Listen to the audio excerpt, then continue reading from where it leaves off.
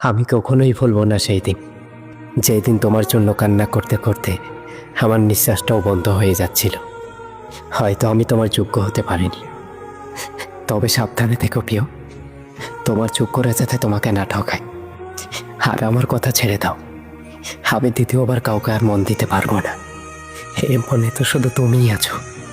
জানো কাক দ্বিতীয়বার জোড়া বাঁধে না কেন?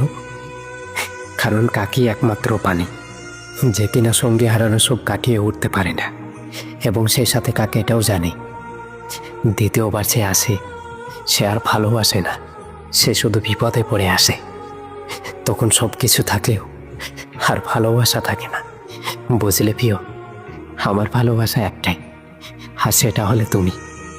দেখলে মায়াবতী, পরিস্থিতিটা কেমনভাবে বদলে গেল। তুমি আমাকে বলতে আমার নাকি এত রাগ যে কখন আমি তোমাকে ছেড়ে চলে যাব। কিন্তু কি জানো, আমার রাগের পিছনে অভিমানটা করার কারণটা আমি তোমাকে কখনো বোঝাতেই পারিনি, যে আমি কেন রাগ করি। তোমাকে অনেক ভালোবাসি বলেই তোমার উপর একটু বেশি অভিমান করি।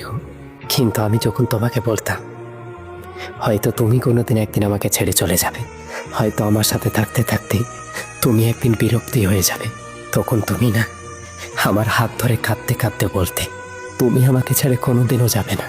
এমনকি এটাও বলতে আমি যদি তোমার জীবনে না থাকি আমার জায়গাটা চিরদিন ফাঁকা থাকতে।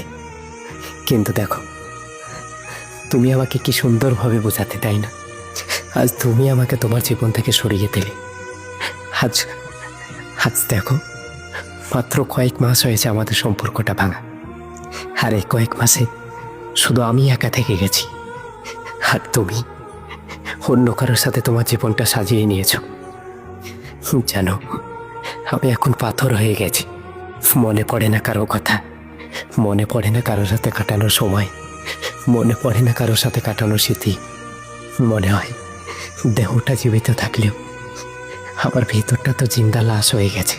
শুধু ইচ্ছা হয় এত ভীষণভাবে অবহেলা পাওয়ার পরেও শুধু তোমার কাছে ফিরে যেতে, শুধু তোমার কাছেই ফিরে যেতে।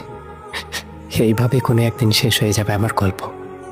আমি যদি কোনোদিন মারা যাই না, আমার লাশের পাশে এসে বসে থেকো কেউ, আর মানুষগুলোকে বলে দিও সে অনেকদিন ঘুমাতে পারেনি, সে এখন ঘুমাচ্ছে। প্লিজ তাকে কেউ ডিস্টার্ব করো না।